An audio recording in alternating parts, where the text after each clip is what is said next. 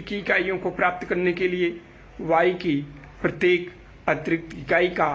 परित्याग करना पड़ रहा है। इसलिए बिंदु A से B, B से C तथा C से D पर पहुंचने का तात्पर्य यह है कि x वस्तु की अतिरिक्त इकाई प्राप्त करने के लिए y वस्तु की प्रत्येक इकाई का परित्याग करना पड़ रहा है, जिससे प्रतिस्थापन की सीमांत दर बाएं से दाएं नीचे की ओर गिरती हुई होती है, जिसे हम कह सकते हैं कि यह सदैव मूल बिंदु के प्रति उन्नतोदर होता है। कैरेक्टरिस्टिक्स ऑफ इंडिफरेंस कर्व, तटस्थता वक्रों की विशेषताएं। तटस्थता वक्रों की निम्न विशेषताएं हैं। नंबर 1, तटस्थता वक्र का ढाल ऋणात्मक होता है। तटस्थता वक्र का ढाल ऋणात्मक होने से तात्पर्य है कि यह वक्र सदैव बाएं से दाएं नीचे की ओर गिरता हुआ होता है। इसका कारण यह है कि उपभोक्ता को समान संतुष्टि के स्तर पर रहना है तो उसे किसी एक वस्तु की मात्रा को घटाना पड़ेगा तथा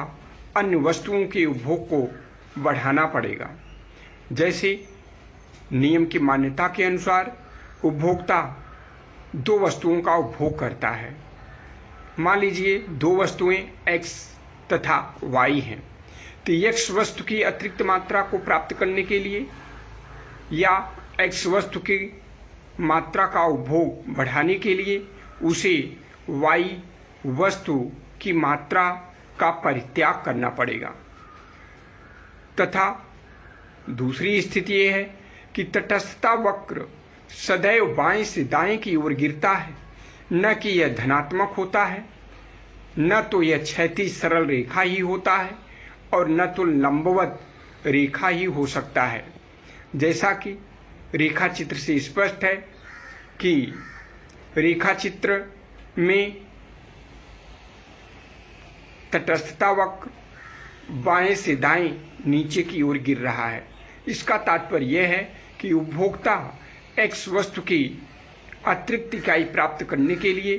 y वस्तु की मात्रा का परित्याग कर रहा है, अर्थात उसकी मात्रा को घटा रहा है। चित्र 2 से स्पष्ट है कि उपभोक्ता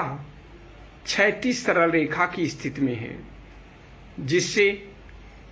तटस्थता वक्र की ये विशेषता संभव नहीं है, क्योंकि तटस्थता वक्र सदैव बाएं से दाएं नीचे की ओर गिरते हैं, न कि यह क्षैतिज सरल रेखा में होते हैं। चित्र 2 से स्पष्ट है कि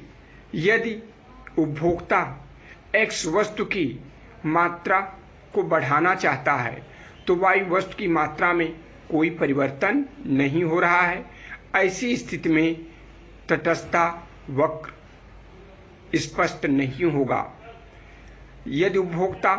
x वस्तु की एक अतिरिक्त इकाई का उपभोग करता है तो वह बिंदु A से बिंदु B तथा बिंदु B से बिंदु C की स्थिति में पहुंचता है, जहां पर उसे A की तुलना में B से अधिक संतुष्टि प्राप्त होती है तथा B की तुलना में C से अधिक संतुष्टि प्राप्त होती है, लेकिन Y में कोई भी परिवर्तन नहीं होता। इसलिए A, B व C के स्तर पर उसे कहीं भी समान संतुष्टि प्राप्त नहीं होती, जो कि इस मान्यता को, इस विशेषता को रद्द कर देता है। चित्र 3 से स्पष्ट है कि तटस्थता वक्र लंबवत नहीं होते, अर्थात 2 वस्तुओं के संयोग से उपभोक्ता एक वस्तु की मात्रा में वृद्धि तथा दूसरी वस्तु की मात्रा में कमी करता है।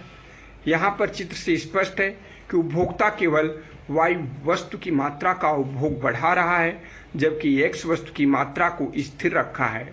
जिससे उपभोक्ता को बिंदु A, B तथा C की स्थिति प्राप्त होती है।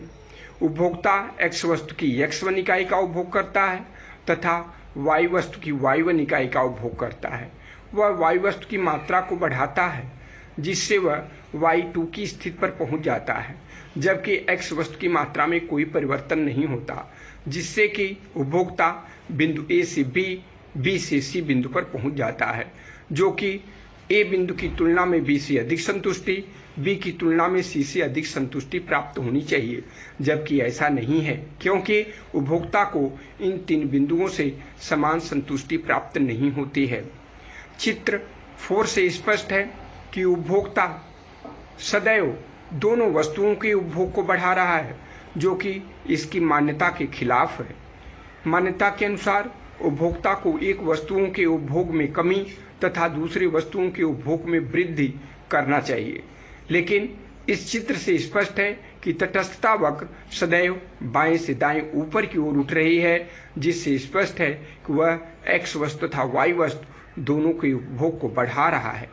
जिससे तटस्थता वक्र के प्रत्येक बिंदु A तथा B पर उसे समान संतुष्टि प्राप्त होना चाहिए, जो कि उसे समान संतुष्टि प्राप्त नहीं होता। इससे स्पष्ट है कि तटस्थता वक्र का ढाल सदैव ऋणात्मक होता है, जहां पर उपभोक्ता को समान संतुष्टि प्राप्त होती है, जबकि उसे क्षैतिज सरल रेखा की स्थिति में, लंबवत रेखा की स्थिति में तथा धनात्मक ढाल की स्थिति में उसे समान संतुष्टि प्राप्त नहीं होती है।